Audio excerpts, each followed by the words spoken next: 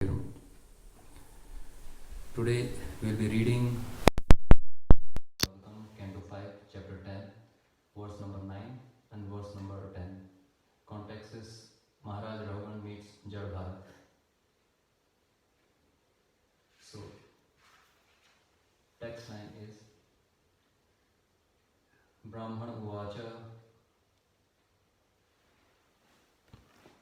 Tvayoditam Vyaktam Avipralabdham Bharatu Somesya Yadi Virubhara Gantur Yadisya Abhigamyam Adva Piveti Rasav Navidam Pravada. Brahman Uach, the learned Brahman Jad Bharat spoke. Tvaya, by you. Uditam, explained. Vyaktam, very clearly. Avipralabdham, without contradictions. Bhartu, of the bearer, the body. Sa, that, may, mine, syat, it would have been.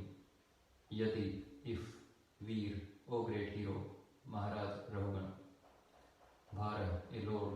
Gantu, of the mover, also the body. Yadi, if, syat, it had been. Abhigyam, gamyam, the object to be obtained. Adva, the path. Piyu, very stout and strong. Iti, thus. Rashav, in the body. Na, not. Vidam, of the self-realized persons. Pravad, subject matter for discussion. Translation purport by Srila Bhaktivedanta Swami Srila Prabhupada. The great Brahman, Jad Bharat said, My dear king and hero, whatever you have spoken sarcastically is certainly true. Actually, these are not simply words of chastisement, for the body is the carrier. The load carried by the body does not belong to me, for I am the spirit soul. There is no contradiction in your statements, because I am different from the body. I am not the carrier of the palanquin, the body is the carrier. Certainly, as you have hinted, I have not labored carrying the palanquin, for I am detached from the body. You have said that I am not stout and strong, and these words are befitting a person who does not know the distinction between the body and the soul. The body may be fat or thin, but no learned man would say such things of the spirit soul. As far as the spirit soul is concerned, I am neither fat nor skinny. Therefore, you are correct when you say that I am not very stout.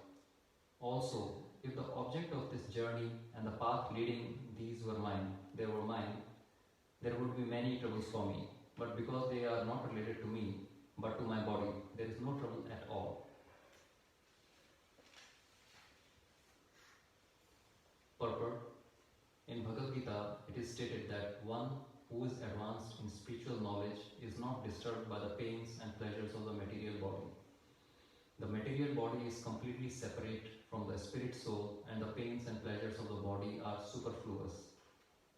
The practice of austerity and penance is meant for understanding the distinction between the body and the soul, and how soul can be unaffected by the pleasures and pains of the body.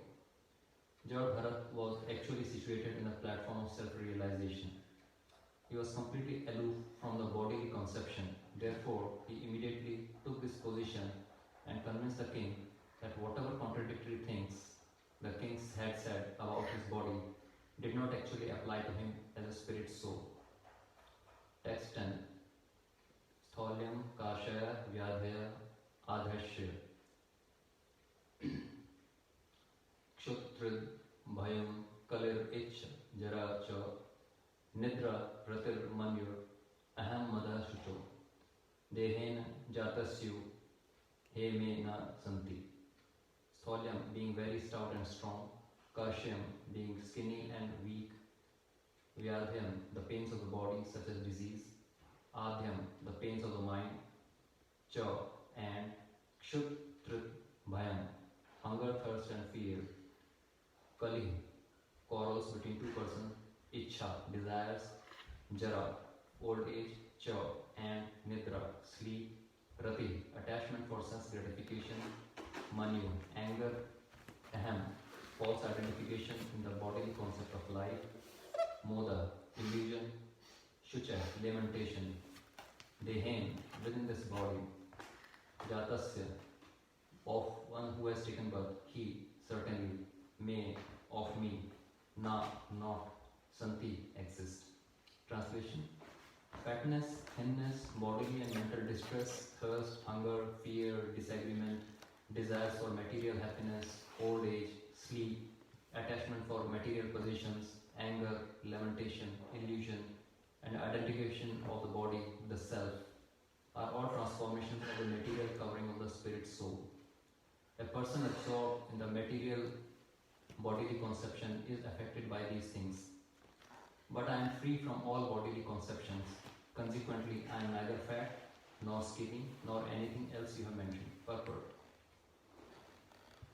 Shri Narottam Das Thakur has sung Deha Smriti Nahi Yar Sansara Bandhan Kahantar. One who is spiritually advanced has no connection with the body or with the bodily actions and reactions. When one comes to understand that he is not the body and therefore is neither fat nor skinny, one attains the topmost form of spiritual realization. When one is not spiritually realized, the bodily conception entangles one in the material world. At the present moment, all human society is laboring under the bodily conception. Therefore, in the Shastras, people in this age are referred as Dvipad Pashu, two-legged animals. No one can be happy in a civilization conducted by such animals. Our Krishna consciousness movement is trying to raise fallen human society to the status of spiritual understanding. It is not possible for everyone to become immediately self-realized like Jad Bharat. However, as stated in Srimad Bhagavatam, 1st Canto, 2nd chapter, 18th verse, Nashtu Prayashu Avadreshu Nityam Bhagavat Sevaya. By spreading the Bhagavad principles, we can raise human society to a platform of perfection.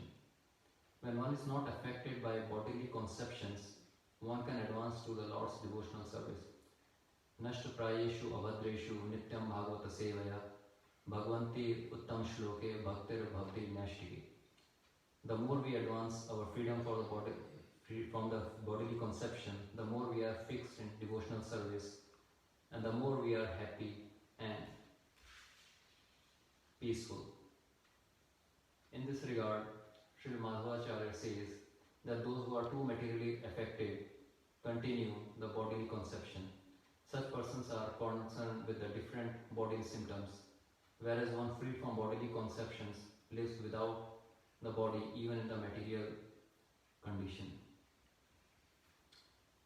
Om Namo Bhagavate Vasudevaya. Namo Bhagavate Vasudevaya. Om Namo Bhagavate Vasudevaya. Om Namo Bhagavate Vasudevaya. Om Namo Bhagavate Vasudevaya. Om Namo Bhagavate Vasudevaya. Today is a very interesting day, and Srila Prabhupada mentions that Jad Bharat Maharaj displays two exceptional qualities, being equipoised and always Krishna consciousness. Now, what makes these verses very special as Jad Bharat Maharaj displays compassion to King Raghuvan by instructing him, and he never spoke in this life even under exceptional circumstances, whether he was about to be killed or saved by Kali Mata. So even if when his life was under threat, he did not speak. But now it is sheer compassion for the king that he is doing, and this is true nature of a devotee. That whatever may be the case, they do what is necessary for Krishna consciousness. Like we see that the entire episode is happening because Jad Bharat Maharaj was forced to be a palkin carrier, which was not the case. And even though he was carrying palkin, he was looking at the path and trying to save even the ants which are going in the path. And at the same time, he was not bothered about his body, he was totally Krishna conscious. This is a very difficult quality, but if we can inculcate, it is one of the wonderful qualities. Actually, as mentioned in Bhagavad Gita, O best among the devotees, the word that comes is sam dukh sukh dhiram. So, in this pastime, Srila Prabhupada is not actually meaning King Raghugan, but he's instructing us, because generally if somebody tells me that you are supposed to do this, I may not appreciate it or may find difficult to connect to it. But if somebody says, yeah, this is what this person was told and this is how he did and these were the consequences, then it becomes easy for me to relate. So Srila Prabhupada is taking example of King Raghugan, that how Jagannath Maharaj is instructing him about his ignorance and what is the true position. So in these two verses, 9th verse and 10th verse, Jagannath Maharaj is clearly differentiating between body and soul, and how King is correct on commenting about body, but how King's words are befitting a person who does not know the distinction between the body and the soul, thereby also answering King's sarcasm subtly. Intelligent people don't retaliate it for that way, but they have their own ways of expressing things in acceptable manner. And that he is free from all bodily conceptions. Almost all of our problems are due to bodily conceptions. And it's like in the case of an accident, we are trying to save the vehicle and forgetting the driver. Here, vehicle is our body and driver is the soul. The minute we see there is a car collision happening, the first thing that comes to our mind, oh, let's look how much damage was done to the car. But we forget the person who was driving is the actual person, which is more important. The 2 points which are coming very clearly and which I felt important in the 9th verse is like King says, Jagannath Maharaj says, you have said that I am not stout and strong, and these words are befitting a person who does not know the distinction between the body and the soul. Well, that's the tragedy of almost all of us. You say something, I take it personally, it hurts me, my body. It's actually not affecting my soul, but I get entangled in that. And to retaliate to what you have done, whether physically or mentally, I'm actually creating more karmic reactions. And in 10th verse, the person absorbed in material conception, bodily conception is affected by these things. But I am free from all bodily conceptions. So that is actually the aim. From being bonded to the bodily concept to the freedom from all bodily conceptions. That is the journey which Jagannath Maharaj is instructing all of us. The main subject in these verses is the difference between the soul and the body. Who am I? This is a question that philosophers have pondered throughout history. Western philosophers have a tendency to try to separate philosophy and religion, although many of them see it difficult to demarcate clear boundaries. So in Western concept, a philosopher is a philosopher and a religious person or God believer, they are two separate entities, or at least people try to demarcate it like that. But whereas in India, philosophy and religion are interlinked. If I say he's a philosopher, by and large, if I am not being sarcastic, I also mean that this person is a religious person. So here I give examples of two Western philosophers. They are quite legendary. First is Plato, who was born around 427 or 428 before Christ in Greece.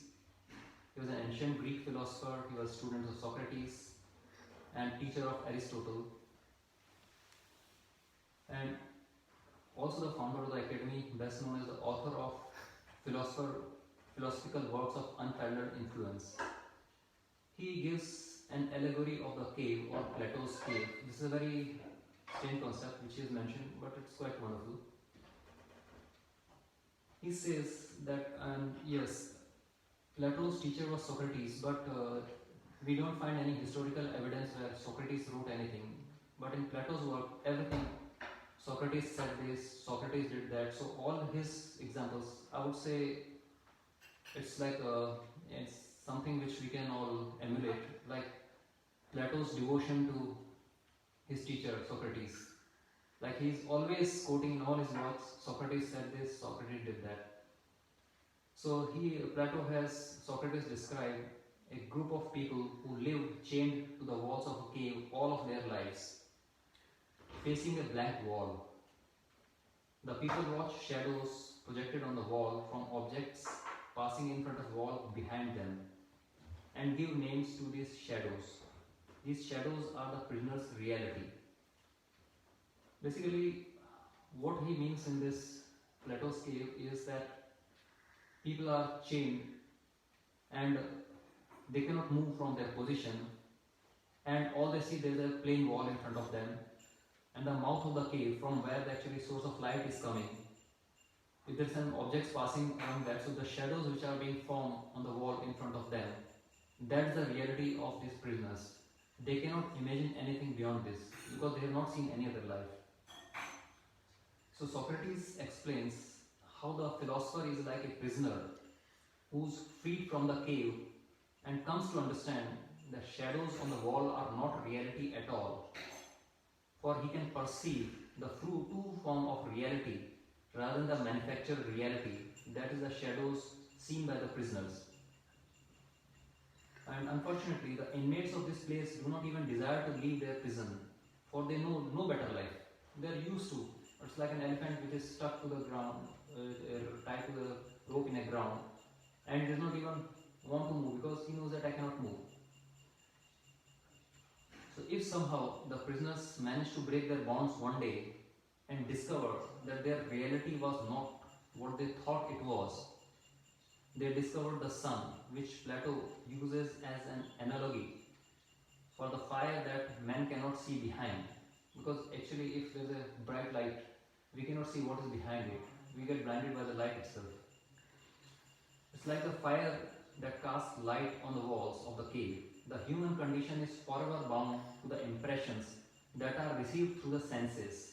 Here, in this case, my eyes are seeing some shadows and I am mentally concocting some imagination. Even if these interpretations are an absurd misrepresentation of reality, we cannot somehow break free from the bonds of our human condition. We cannot free ourselves from the from the phenomenal state, just as the prisoners could not free themselves from their chains. If, however, we were to miraculously escape our bondage, we would find a world that we could not understand. The sun is incomprehensible for someone who has never seen it. In other words, we would encounter another realm, a place incomprehensible because theoretically it is a source of higher reality than the ones we have always known. It is a realm of pure form, of pure fact. And how this influenced, there was another philosopher, Thomas Brown, in the year 1658, who stated, it is something like a dialogue between two infants in a womb of their mother talking about the state of this world. Basically, it handsomely illustrates our ignorance of the next world. And he actually says that we are like embryo philosophers. We have not seen the entire world, but we are within the womb. We are trying to discuss the problems of the entire world. Plato's theory of the soul, use the Greek word psyche, considered soul to be the essence of a person. It is incorporeal, eternal occupant of our being. Even after death, the soul exists and is able to think and is continuously reborn in subsequent bodies. We are talking about the year 380 something between Plato's lifetime itself. Plato does not talk about God at all, but he understood the eternal nature of the soul. We are talking about so long back. And another example is René Descartes, a French mathematician, scientist and philosopher, who has said that the greatest minds are capable of greatest vices as well as all the greatest virtues. And he also said that it is not good enough to have a good mind. The main thing is to use it well. So René Descartes found that the relationship between the body and the spirit. Descartes ponders the relationship which exists between the thinking substance and the body. The body is radically different from than soul, and mechanical laws of material nature are controlling the body. But the soul has free will. Descartes gives logical argumentation for the existence of God. Idea of a completely perfect being has to be originated by perfect being himself. In relation to God, a human being can fully be what he is. He has also not used the word God, but he is saying perfect being. So we see that these philosophers, and we are talking about a top-notch philosophers, and many others have been discussing lengthily about these subjects. However, their thoughts are not getting as deep as Bhagavad Gita. If you see in the second chapter itself, it's clearly mentioned the soul is neither born nor does it die, nor having once existed, nor does it cease ever to be. Soul is without birth, eternal, immortal, and ageless, not destroyed when the body is destroyed. And how it can be imperishable, because it is eternal, unborn, and immutable. And how can anybody can kill or cause it to be killed? And weapons cannot shred the soul, nor fire can burn it, water cannot wet it, nor wind can dry it. And soul is impregnable, unbreakable, incombustible. It can neither dampen nor dry. It is everlasting in all places, unalterable, immutable, and primordial. And the soul is spoken as an invisible, inconceivable, unchangeable. Knowing this, you should not grieve for the body. So this is Krishna's words themselves. So we see the difference between Western philosophers and what Bhagavad Gita tells us. In very simple words, we have understood what they spent their lifetimes and they still could not find meaning to. And we see that in this modern day civilization, almost everyone is suffering from these troubles mentioned in the verses. Laboring under the bodily conception, hence Dvipat Pashu or two-legged animals, and quarreling and fear being the major issues. If you look at the population, we realize that around 5 to 10% deaths are due to malnutrition, and around 90 to 95% are due to overnutrition. Whether you talk about obesity, heart attacks, or whatever. And an entire medical or cosmetic industry is based safely on this miserable situation. And this industry is also recession or risk proof and profit making all the time. So if we look at this, all these bodily conceptions as they are marketed in these verses, fatness, thinness, bodily and mental distress, thirst, hunger, fear, disagreement, desires for material happiness, old age, sleep, attachment for sleep positions, anger, lamentation, illusion, identification of the body. Almost all of these are wonderfully being marketed by the smart marketeers. And how? I understand that you are not happy with your situation, so I promise that I'll change it for you. In fact, the basic premise of the cosmetic industry is that you are ugly. But don't worry, I have the solution. I'll make you beautiful. Only you have to pay the money. So same thing goes with the medical industry. If you realize that most of the medical companies which are making lots of medicines, they are also making lots of food supplements. You don't take these food grains and all those things which are actually good for you, and when you are falling sick, I'll ensure that I'll give those food supplements which you are going to get from this food in any case. So whatever we see, that fat, thin, muscles and all those things, like if you are fat, I can make you thin. If you are thin, I'll make you muscular. If you are tall, well, I cannot do much about it, but I can give you makeover so that you look not tall enough. If you are short, I'll give you heels so you become tall. If you are having bodily discomfort, we can do many things. Well, if you think you are ugly, we'll give you tattoos. Basically, the entire industry is based on that. And if you are not happy with that, we can again make changes.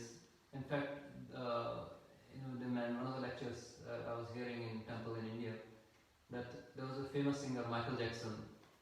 He got so many plastic surgery done in his body because he was not happy, that in the end, he looked like plastic himself. And we have seen many cases of washed people. And in fact, if you see that the heroes and heroines which we saw 20 years back, 30 years back, their movies are coming now, they still continue to look wonderful. Whereas we don't look as we were thought we look at that time and between now. So this is all thanks to this medical industry. And if you feel that you are getting mentally disturbed, you are spaced out, well, we have got psychologists, we have got psychotic drugs, and we have got many things to take care of all your conditions. And if you have no problems, then we can give you drugs, make you drug addict, and still we'll make money out of you. So this is a wonderful way of solving problems. Material problems, material solutions. So basically we see that almost everyone has problem to be taken care of, and it's more so prominent in rich societies and advanced cities.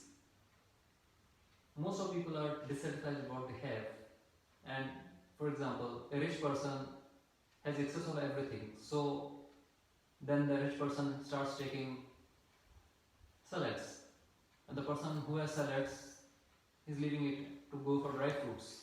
For every problem, they are having some solutions which are not needed but created. And on the other hand, we find that poor people, those who actually want that type of food, they just imagine it's very difficult for them. They can't even afford. Rich people want more exercise, which they don't need to if they are not eating that much. And poor people, they cannot even afford to do exercise, but they are forced to carry heavy weights and all those things, carry this loads here and there, which they don't want to. So this is a material world. And sometimes people do get what they want, but still they end up being miserable. Let's say my dream, childhood dream is to have one Porsche 911 car. Very good dream. But supposing God says, okay, since you want it, take it. Because God never denies his devotees, so he gives. But then what happens? The minute car comes, the first thing that comes to me is that, okay, I have to protect this car. Even if there is a scratch, that scratch will be straight away on my heart and I'll bleed to death. That's my conception about the car. And I need to protect that car at all costs. Even if there's a little bit of specks, I'll be taking off my shirt to clean that speck. And if there's any scratch, I'll think of getting it repaired. But at the same time, there are running costs, petrol, and then the road taxes, then keeping it secure when I'm going to sleep, where to keep it. Because in India, I would have a garage where I would lock the car. But here I have to park on the road or outside. So I'm with just one single dream fulfilled, my dream car coming, my dream has become a nightmare in real life. And this is just an example. You can think of anything, whatever you dream, and actually if it's given, would you actually be enjoying it? Because if it's not a Krishna dream, anything else would definitely lead to worries. In fact, I was reading once a comic. He said that be very careful of what you are wishing for. You might actually get it. And then you'll be actually regretting, why did I get it? In fact, there was one very famous director and he got married. He was already having his own family, but he divorced his wife, left his grown-up children and married this famous actress. And at that time, I'm talking about 10 years back, per month expenditure of this actress or maintenance for this director was around 25 lakh rupees per month. It so much went that he went almost bankrupt just to maintain that dream wife of his. And of course, she also died just 2-3 years back under some controversies. But that's a different point altogether. So, then what is causing this? There is society by which we are facing this peer pressure or market pressures or influences. But even the old age, which saw there is a problem, is also being beautifully marketed. Now, how is old age being marketed? If you look at this plastic surgery industry, or if you have wrinkles, we can take care of wrinkles. If you are having hair issues, we'll maintain those issues also. If you are looking old, we'll make you look young. We'll have this type of protein, so you'll feel like young. You can do this type of exercises. All these things are being taken care of. So all the signs of old age can be altered or removed within short time. Basically, I am marketing you whatever you can believe. And basically it is the industry and people who are increasing material desires, which is also known as consumerism. And we can take about the example of advertising. What is the message we are generally bombarded with? Please take it, enjoy now, pay later, or you don't have to pay anything now, you just go for this tour. we have a social security number, we'll take care when you come back. And you realize that those 2-3 weeks of enjoyment, you are saddled with a long debt. And in fact, when I was studying, I realized many of my classmates, their salary was hardly maybe 3,000, 4,000 rupees, but their credit card loans were 25,000, 30,000 rupees. I'm talking about around 20 years back. So this concept of easy EMIs, installments, and industries like credit card, insurance, security, arms industry, codes, which give instant solutions and sense gratification. Basically, nobody will ever point out what are the long-term effects. Okay, you are facing some problem, why don't you divorce? Okay, you are having this, why don't you do this? Of course, for this I am charging you money. But I do things very, very fast manner. But I am not telling you that how much debts you will be getting. In fact, some time back, my wife was mentioning that in America there was one family whose one of their children was afflicted by cancer. And they realized that if they have to take care of this child, it will be costing them millions of dollars, and which they cannot afford because other children, lives, education, future career, everything will be affected. Even their own career, their own lives will be suffering. So they had to take painful decision of their own loving child to let die because they cannot afford to cure that child. So Krishna, as Srila Prabhupada mentions, has given us easy solution. Tolerate it, the duality of life, and be equipoised in all situations, whether life is good or bad, and always think of Krishna, thinking that okay, this too shall pass, whatever it is. Because if you are very happy, that happy night will also come to an end. Like the Janmashtami festival, we were seeing that many devotees got hardly 2 hours sleep. But what happened? Janmashtami is gone and the life continues. Same way we are having tough, miserable times. In fact, I was talking to one devotee just day before, and he was about to cry, and he actually made me cry. He just mentioned that his uncle died of coronavirus, and I said, how long was he suffering? He said just 6-7 days he was having fever-like symptoms. He went to doctor, even doctor could not identify. He came back and he died. It happened just 3 days back. And why this thing struck me very strongly, because this devotee was here till late night and serving the temple on Janmashtami, and he's a wonderful devotee. He's serving most of the time without even asking questions. Wonderful devotee. And the ironical thing is that the doctor who had misidentified, he himself suffered from coronavirus, from him only. So basically, Srila Prabhupada is instructing us that to come out of all these problems and remembering what's the purpose in our life, he's giving 2 instructions.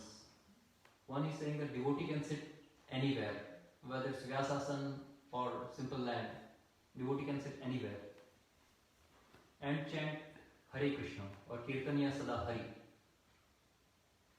Basically, we are looking at what are the aims versus means. Basically, our aim is to go back to the spiritual world, and the means are this body. If we cannot take care of this body, we'll find it difficult to go to the spiritual world. So Jarud Bharat Maharaj's example is keeping the body necessities to minimum and increasing Krishna consciousness. It may sound contradictory, but Kirtaniya Sada Hari or chanting Hare Krishna is basically meant to support in devotee to sit anywhere and remain equipoised and calm. If I am always thinking of Krishna, Krishna ensures that all my life goals are synchronized in reaching to Krishna. So Srila Prabhupada has also guided us by explaining Vaishnava etiquettes. But are they end in themselves? For example, we are supposed to be clean, we are supposed to have simple life. We are supposed to dress like in dhoti, kurta, have shikha, have shaved head. What does it mean? If you look very carefully, even if we are having kurta, what fashion we can think of? Maybe a little bit of embroidery, increase it a little bit, but that's about it. And dhoti, you can have border, but if it goes beyond 1 inch, even that will look ugly. So life remains simple in any case. Keep head shaved, and if a head is shaved, then we don't have to maintain. Or even if because of societal pressures, we have to go to office and surroundings where we cannot afford to look different. We have hair, but if we keep it too small, then we will not be getting distracted by maintaining it, and all other time will be saved on that. Basically, the idea is not to get attached, but advancing Krishna consciousness, remaining equipoised in all dualities. Another example we can think of between aims versus means. Basically, what is the aim? To come to the temple. And what are the means? We can come by car, we can come by bus, or we can walk down, we can bicycle it, we can come by scooter, motorcycle, whatever. But when let's say we took a public transport, do we remember what was the name of the taxi, or how the driver looked, what was the decorations inside the car? That's not needed. The purpose was that car had to deliver us to the temple, so that we can see the devotees and Krishna. And that purpose is served. So that is the aim, which is basically for this we are using this means. And we can take our inspiration from mobile lovers, youngsters. Many times, even I have seen myself, like people are bicycling. Bicycle is such a simple but difficult vehicle that if you are not focused, you miss out one pedal and one direction and you will immediately fall off. So you have to maintain the speed and you have to be very careful. But there are some people who would bicycle with their hands off the handle. Not only that, their mobile phone on their head, and they are going the bicycle in the traffic routes. And I am talking about these main routes which we are living by. So look how inspiring it is that they are having this uninterrupted, unallowed devotion to mobile phones. So if mobile lovers can have that, we devotees can definitely get this as a simple example. We can always think about Krishna because mobile, if you are getting into an accident, mobile phone will not be able to save us. But Krishna will make sure that we don't face any accidents. Like Javad Bharat Maharaj, he was carrying a palanquin, but he was not feeling the weight of it because he was thinking constantly about Krishna. And similarly, another example, now it sounds very easy, but let's say those who of us we have seen small child at homes, and we realize that the child is just about to or has already landed on some important document. It could be 50 euro note or 100 euro note or some legal document, and then your heartbeat suddenly stops for a moment. Oh God, now what is happening? My child may just destroy it. So what do? You have a situation now, you want that document from the child's hand, but you have this fear, what will happen if I try to take it? Because easiest way is to go and snatch from the child cannot fight back. But a child guilt is not that simple.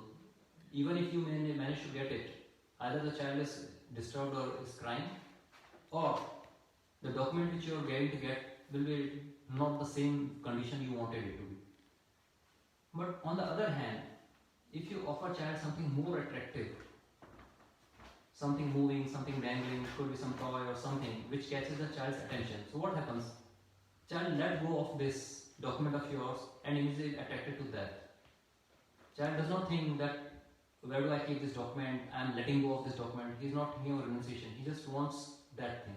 So same way, if we are having all our anarthas, but if somebody gives us Krishna prem, then automatically all these anarthas will go away. We will not even think about it. Krishna assures us that once we start thinking about Krishna, all these anarthas will automatically go away. And whatever stage of life we are in, Krishna will protect from that point onwards.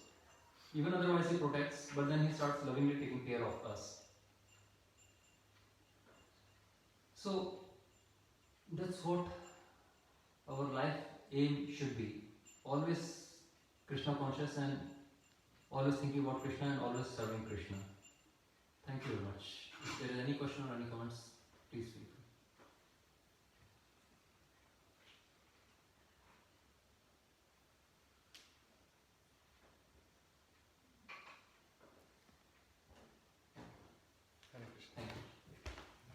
You were explaining this Yes, bro. Sorry. Western philosophers Yes, bro. and their concept.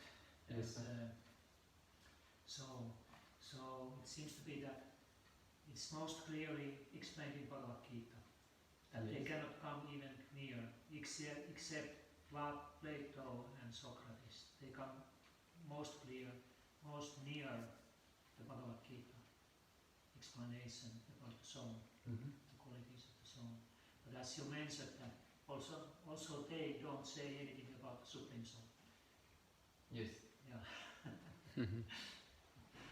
Um, Today I'm able to speak with some sort of intelligence which may impress you, but even this intelligence has come to me from the background I'm coming from and from all the support of Krishna and devotees and Srila Prabhupada's literature which made this thing important. Because in our parents' time itself, there are many scriptures, but only Srila Prabhupada has simplified all this process so that we are able to appreciate and we can even think about what Plato or Descartes were talking about. Otherwise, they are not ordinary people, they are legends, and people don't become legends just like that. And we are talking so many years away, even before. In fact, Plato was 300, 400 years before Christ was also born. So even before Christianity, he was talking about that. So we can still see that how intelligent and how phenomenal their achievements were, keeping that time, place, and circumstances in mind. And we are able to talk, but that doesn't mean that we start taking them or belittling them. That's not the case. It's an example that we could have been in that situation, their entire life got wasted, but we could not find the real path. So here Srila Prabhupada has given us that shortcut or straight away path to Krishna consciousness, that you think about Krishna and that's about it. You don't have to think about anything else. So it's such a simplified thing because of our good fortune.